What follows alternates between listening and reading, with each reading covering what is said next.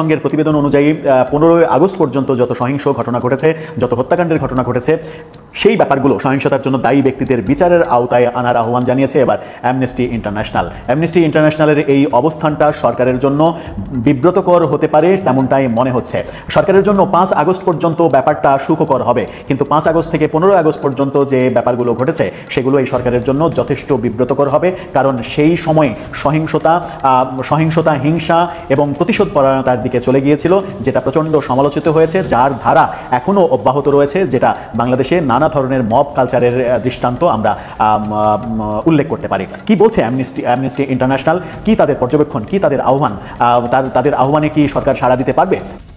সেখানেই বলা হয়েছে যে বাংলাদেশে গত বছরের জুলাই আগস্ট বিক্ষোভ চলাকালে যারা সহিংসতা চালিয়েছিল এবং যারা এই সব সহিংসতার নির্দেশ দিয়েছেন, দুই পক্ষকেই যথাযথ তদন্তের মাধ্যমে বিচারের আওতায় আনার আহ্বান জানিয়েছে amnesty international. Amnesty international south Asia গত বুধবার নিজেদের ভেরিফাইড ফেসবুক অ্যাকাউন্টে এক বিবৃতিতে এই তথ্য জানিয়েছে। এই তথ্যতেই তারা বলেছে যে বিবিসির যে প্রতিবেদন শেখ হাসিনার যে অডিও ফাঁস হয়েছে এবং সেই অডিও ফাঁসকে নিয়ে বিবিসির যে প্রতিবেদন, এটা সহ বিভিন্ন যে বিষয় রয়েছে, বিভিন্ন জুলাই আগস্ট যে ঘটনাগুলো ঘটেছে, যে সহিংস ঘটনা ঘটেছে, বিশেষ করে 1 জুলাই থেকে 15 আগস্ট পর্যন্ত জাতিসংঘের প্রতিবেদনে উঠে এসেছে 1400 জন নিহতর ঘটনা ঘটেছে 1 আগস্ট থেকে 1 জুলাই থেকে 15 আগস্ট পর্যন্ত।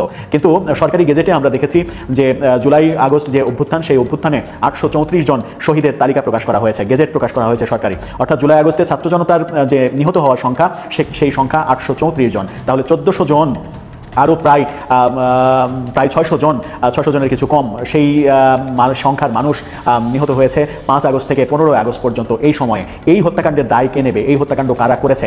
জাতিসংঘের প্রতিবেদনে 1400 জনের লিস্ট অনুযায়ী যদি বিচার করতে হয়, তাহলে 5 আগস্ট থেকে শুরু করে 15 আগস্ট পর্যন্ত যে সহিংসতা তৈরি হয়েছে, অর্থাৎ প্রতিশোধের সহিংসতা, যাকে এক ধরনের মব বলা হয়েছে, কারণ জনতা আওয়ামী লীগ সরকারের উপরে যথেষ্ট ক্ষেপে ছিল, সেই ক্ষেপে থাকার বহিঃপ্রকাশ ঘটেছে।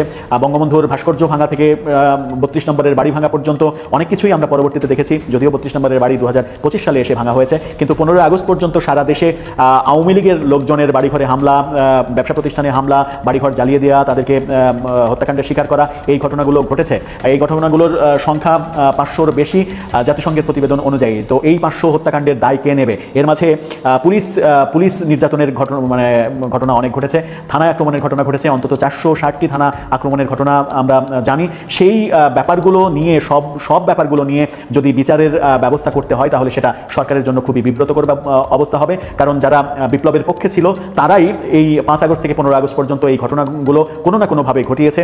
যেখানে সিনেমার প্রযোজক, সিনেমার নায়ক পর্যন্ত রেহাই পাননি, সেখান থেকে সাধারণ মানুষ, সাধারণ আওয়ামী লীগের ব্যবসায়ী, আওয়ামী লীগের ট্যাগ রয়েছে। অ্যামনেস্টি ইন্টারন্যাশনাল বলছে জাতিসংঘের প্রতিবেদন অনুযায়ী সমস্ত সহিংসতায় দায়ী ব্যক্তিদের বিচারের আওতায় আনতে হবে। সেখানে যারা সরাসরি কাজ করেছে, যারা কারো নির্দেশে করেছে, কারো ইন্ধনে করেছে, সব পর্যায়ে বিবেচনা করে, তদন্ত করে, সঠিকভাবে অপরাধীদের শনাক্ত করে তাদের বিচারের আওতায় আনতে। বেশি কত চালাকি করে মানে সত্য খবর দিচ্ছে, পুলিশকে গুলি মারতে দেখাচ্ছে, আবার আমাদের হাতে অস্ত্র, আমাদের হাতে লাঠি, আমাদের হাতে ঢিল, আমরা ঢিল মারতেছি, সেটাও দেখাচ্ছে। আমি যদি পুলিশের উপর ঢিল মারি, পুলিশ আমাকে কি চুমা দিবে? আমি কি পুলিশকে চুমা দেওয়ার জন্য রাখছি? এই পুলিশের কাছে অস্ত্র দিয়েছে কি আমাকে চুমা দেওয়ার জন্য? পুলিশ রাখলাম এখন যেন পুলিশকে ইনএফেক্টেড কেন? এখন পুলিশ দায়িত্ব পালন করতে পারছে না কেন? কারণ পুলিশকে অ্যাকশনে যেতে দিচ্ছে না। এখন যদি কোনো কারণে পুলিশ অ্যাকশনে যায়, তাহলে তো একইভাবে আমার প্রধান উপদেষ্টা ফেসে যাবেন। উনি যদি আজকে বলেন যে কোনো মূল্যে আপনি আইন রক্ষা করতে যান, করেন, তখন কি হবে? এটাও তো ওনার জন্য বুমেরাং হয়ে দাঁড়াবে। কাজেই শেখ হাসিনাকে ফাঁসি দেওয়া আইন করে হবে না, এই আদালত দিয়ে ফাঁসি হবে না, এটা হয় না, কোনো রাষ্ট্রে হয় না, এই পর্যন্ত হয় নাই। তাকে ফাঁসি দিতে হইতো ওই পল্টনে দাঁড় করায়, তাকে ফাঁসি দিতে হতো ওই দিন আটকায় হেলিকপ্টারকে রাখা দেওয়া, ওইটা করতে পারতেন, তাহলে হতো। আর এখন তাকে যত ফাঁসি দিবেন তত সে বড় নেতা হবে, সে মানবতার পক্ষে নেতা হবে। কাজে এখানে আপনি শেখ হাসিনা কি অর্ডার দিল, এটা রূপবানের কাহিনী শুনতে খুব ভালো লাগে। 12 দিনের ছেলের সঙ্গে 12 বছরের মেয়ের বিয়ে, এটা শুনতে খুব ভালো লাগে, বাস্তবতা না, বাস্তবতা নেই। এখানে যদি নিজে আইসা শেখ হাসিনা কোর্টে দাঁড়ায় বলে, হ্যাঁ আমি অর্ডার দিয়েছি দেশের জনগণের স্বার্থে, জন্ম রক্ষা করার জন্য এবং মানুষের নিরাপত্তার জন্য, তারপর বিচারক কি করবে? সে যদি কনফেশনও করে, হ্যাঁ আমি দিয়েছি অর্ডার, কি করবে? একটা রাষ্ট্র সরকার প্রধানের দায়িত্ব কি? সে দেশ রক্ষা করা। দেশ ভাঙছে না, পুরাপুরি হয়েছে না, আগুন হয়েছে না, আমার রেল স্টেশন পুরা হয়েছে না, আমার বিটিআরসি ভবন পিরা হয়েছে না, গাড়ি ঘোড়া পোড়া হয়েছে না, ভাঙচুর হয়েছে না, তাহলে উনি যদি আইসা বলে এইটার বিপরীতে আমি কি করবো? শেখ হাসিনা যদি আইসা নিজেও কোর্টে দাঁড়াইয়া বলে, বিচারকরা কিছু করতে পারবে না। হ্যাঁ, শেখ হাসিনা বিচার কি হবে? বাংলাদেশে আসলে মব জাস্টিস হবে। শেখ হাসিনা কোর্টে যেতে পারবে না, তার আগেই তার মাংসের টুকরা টুকরা মানুষ নিয়ে চলে যাবে। এইটি হলো, এই জন্য শেখ হাসিনা আদালতে আসতে পারবে না। এবং এইটার জন্য শেখ হাসিনাকে ভারত আজীবন প্রতিষ্ঠান দেবে, কারণ এই নিরাপত্তা কেউ দিতে পারবে না যে কোর্টে তাকে নিয়ে আসতে পারবে। আর শেখ হাসিনা কোর্টে আসলে তার কোনো বিচার করতে পারবেন না। সরকার প্রধান অস্ত্র কিনেছেন, অস্ত্র দিয়েছেন, কেনা হচ্ছে কেন? আর্মি রাখছেন, পুলিশ রাখছেন, কেন রাখছেন? আইন রক্ষা করার জন্য। সে পরিষ্কার কোর্টে দাঁড়ায় বলবে, হ্যাঁ আমি অর্ডার দিয়েছি। কোন আইনে, কোন ধারাতে সেটা অপরাধ? দেখেন না। প্রিয় দর্শক শ্রোতা, আজকের আলোচনার টপিক ছাত্র সমন্বয়ক অর্থাৎ এই 24-এর বিপ্লবীদের জন্য কি ফাঁসির দড়ি রেডি? কেন বলছি, চলুন এভিডেন্স সহকারে দেখা যাক। রাজনীতিবিদরা হাতে হাত মিলাচ্ছে আর বিপ্লবীদের ফাঁসির দড়ি এগিয়ে আসছে। এছাড়াও কিছুদিন পূর্বে হাসনাত আব্দুল্লাহ আরেকটি বক্তব্য দিয়েছিল, সেখানে বলেছিল আওয়ামী লীগ আবার ক্ষমতায় আসলে প্রথম টার্গেট হবে বৈষম্য বিরোধী ছাত্র সমাজ। এরপরই তিনি আজকে এই পোস্টটি দিলেন। এর দ্বারা কি মনে হচ্ছে, কেন তিনি এই ধরনের পোস্ট এবং বক্তৃতা দিয়ে যাচ্ছেন? তার মানে এই ছাত্র সমন্বয়করা কি খুব দ্রুতই কোনো অনাকাঙ্ক্ষিত ঘটনার পূর্বাভাস পেয়েছেন? কোনো অনাকাঙ্ক্ষিত ঘটনা ঘটতে যাচ্ছে এমন কিছু, বা 24-এর বিপ্লব কি ব্যর্থ হতে যাচ্ছে? আসুন এই পোস্টটি নিয়ে একটু বিশ্লেষণ করি। বলেছে রাজনীতিবিদরা হাত মিলাচ্ছে, এর দ্বারা কি বোঝানো হচ্ছে? আমার মনে হচ্ছে যেটি বোঝানো হচ্ছে তা হলো বিএনপি আওয়ামী লীগকে শেল্টার দিচ্ছে। কারণ বিএনপির বর্তমান অ্যাক্টিভিটিস দেখে যা মনে হচ্ছে, আওয়ামী লীগ এখানে পুনর্বাসিত হলো কিনা, আওয়ামী লীগ রাজপথে আসলো কিনা, আওয়ামী লীগ এখানে নির্বাচন করলো কিনা, এই নিয়ে বিএনপির কোনো হেডেক নেই, কোনো মাথা ব্যথা নেই। বিএনপির বর্তমান যত হেডেক সব হলো এই বৈষম্য বিরোধী ছাত্র আন্দোলন, এদেরকে হটাও, বৈষম্য বিরোধীদেরকে হটাও, এটি হলো বিএনপির এখন মূল লক্ষ্য বলে মনে হচ্ছে।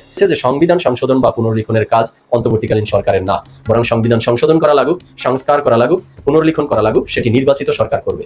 তাদের দাবি অন্তর্বর্তীকালীন সরকারের কাজ হলো দ্রুত নির্বাচন সংক্রান্ত যতটুকু সংস্কার করা দরকার তাই করে তারা দ্রুত একটি নির্বাচন দেখ এবং নির্বাচনী সরকার ক্ষমতায় আসুক, পার্লামেন্ট গঠিত হোক, তারপরে সংবিধানকে কি করা লাগবে সেটি তারা করবে।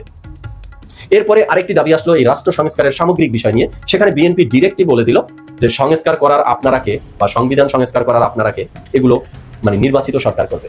আপনারা দ্রুত নির্বাচন দিন, রাষ্ট্রের সংস্কার যা করার ক্ষমতায় গিয়ে আমরা করবো, বা যারা নির্বাচিত হবে তারা করবে। তো বিএনপির বর্তমান ভাষণটি এমনই।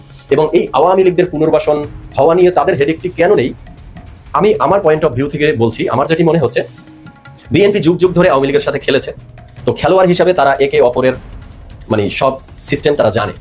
তাই বিগত 15 বছর বল ছিল আওয়ামী লীগের কোর্টে, যার কারণে বিএনপি নিষ্পেষিত হয়েছে, নির্যাতিত হয়েছে। বাট বিএনপি ভেবেই নিয়েছে যে অভ্যুত্থানের পরে বল তাদের কোর্টে চলে এসেছে, তাই তারা ভাবতেছে বল যেহেতু এখন আমাদের কোর্টে, তাই আমাদের উচিত পুরাতন খেলোয়াড়দের সাথেই খেলা। কারণ পুরাতন খেলোয়াড়দের সিস্টেম তাদের ভালো করে জানা আছে, তাই পুরাতন খেলোয়াড়রা মাঠে আসলে এ নিয়ে তাদের কোনো টেনশন নেই, তারা এটি আরো হ্যাপি হবে বলে মনে হচ্ছে। বাট তাদের শঙ্কা বা তাদের ভয় বা তাদের মানে টার্গেটের পয়েন্ট হলো যে তারা নতুন প্লেয়ারদের সাথে খেলতে চাচ্ছে না বলে মনে হচ্ছে। সেটি হলো এই ছাত্র সমন্বয়করা বা নতুন কেউ এই মাঠে আসুক বল খেলতে, সেটি বিএনপি চাচ্ছে না বলে তাদের এই টোটাল অ্যাক্টিভিটিসে মনে হচ্ছে। কারণ এই বৈষম্য বিরোধী ছাত্র আন্দোলন এই মুহূর্তে রাষ্ট্রের স্বার্থে হোক, জনগণের স্বার্থে হোক, 24-এর বিপ্লবের স্বার্থে হোক, যেই দাবি করুক না কেন, বিএনপি আগ পাস না ভেবে চোখ বন্ধ করে ডিরেক্ট তার বিরোধিতা করে যাচ্ছে। এবং বিগত কিছু দিনের পলিটিক্যাল অবস্থান যদি দেখি, তাহলে এটি মনে হচ্ছে যে বিএনপি একদম চোখ বন্ধ করে বৈষম্য বিরোধী ছাত্র আন্দোলন কোনো কিছু চাচ্ছে, তার মানে আমরা নাই এর মধ্যে, আমাদের এর বিরোধিতা করতেই হবে। বিষয়টি এখানে এসে দাঁড়াচ্ছে। আর আমার মনে হয় হাসনাত আব্দুল্লাহর এই পোস্টে রাজনীতিবিদরা হাত মিলাচ্ছে বলতে এটি বোঝানো হয়েছে। এছাড়া আরো একটি পয়েন্ট আসতে পারে, সেটি হলো এই যে অন্তর্বর্তীকালীন সরকার তারাও হঠাৎ করে বৈষম্য বিরোধী ছাত্র আন্দোলনের সাথে বিক্রয় করা শুরু করেছে বলে মনে হচ্ছে। সে বিষয়টি নিয়ে আলোচনা করব। তো এই অন্তর্বর্তীকালীন সরকারও তার উপদেষ্টা মণ্ডলীর ভিতরে এই বিগত ফ্যাসিস্ট আওয়ামী সরকারের এই ফ্যাসিস্টের দোসরদেরকে স্থান দিচ্ছে। স্থান দিয়ে এই অন্তর্বর্তীকালীন সরকারও তার বাহুবলকে মনে হয় আরো শক্তিশালী করতে চাচ্ছে মনে হচ্ছে। সেটিও বোঝানো হতে পারে যে রাজনীতিবিদরা হাত মিলাচ্ছে। আর বলা হচ্ছে বিপ্লবীদের ফাঁসির দড়ি এগিয়ে আসছে। এটি তো স্বাভাবিক যে সামগ্রিকভাবে যখন একটি যুদ্ধে অবতীর্ণ হয় বা একটি অভ্যুত্থান ঘটে, তখন সামগ্রিক শক্তি দিয়ে যেই পরাশক্তিকে বা যেই ফ্যাসিস্ট শক্তিকে পরাজিত করা হয়, এরপরে নিজেদের মধ্যেই যদি আন্তঃকন্দল তৈরি হয়ে যায়, তখন সেই পরাজিত শক্তি তো আবার মাথা চাড়া দিয়ে উঠবে। আর যদি উঠে, সেক্ষেত্রে তো বিপ্লবীদের জন্য ফাঁসির দড়ি রেডি থাকবে। এটি যুগ যুগের হিস্ট্রিতে বলে, ইতিহাস তো এটিই বলে। এখন আসি, এই যে বললাম যে অন্তর্বর্তীকালীন সরকারও বর্তমানে বৈষম্য বিরোধী ছাত্র আন্দোলনকে অ্যাভয়েড করছে বলে মনে হচ্ছে। তারাও কোনো মানে অদৃশ্য শক্তিতে নিজেদেরকে শক্তিমান করতে চাচ্ছে এমন কিছু মনে হচ্ছে। আর তারা নতুন করে একটি অধ্যাদেশ জারি করতে যাচ্ছে, যেই অধ্যাদেশের ভিতরে অনেকগুলো পয়েন্টের মধ্যে একটি পয়েন্ট ছিল যার ঘোর বিরোধিতা আমি করেছি। সেটি হলো যে তারা ইন ফিউচারে যত সিদ্ধান্ত নিবে, এই সরকার যত কার্যাবলী করবে, সবগুলোর তারা আগাম বৈধতা চাচ্ছে, যাতে হাইকোর্ট, সুপ্রিম কোর্ট, কোনো আদালত যাতে তাদের এই কার্যাবলীর উপরে বৈধতা অবৈধতা চ্যালেঞ্জ নিয়ে কোনো মামলার প্রসিডিউরে যেতে না পারে, তাই তারা আগাম বৈধতা চাচ্ছে বা আইনি বৈধতা চাচ্ছে। তো এখান থেকেও মনে হচ্ছে যে এই অন্তর্বর্তীকালীন সরকার হঠাৎ করে মানে নতুন কোনো অদৃশ্য শক্তিতে নিজেদেরকে শক্তিমান করতে চাচ্ছে এবং তাদের ভিতরে ফ্যাসিস্টের আলামত পাওয়া যাচ্ছে। এই কথাবার্তা টোটালটা মনে হচ্ছে যে তারাও ফ্যাসিজম কায়েম করতে চাচ্ছে।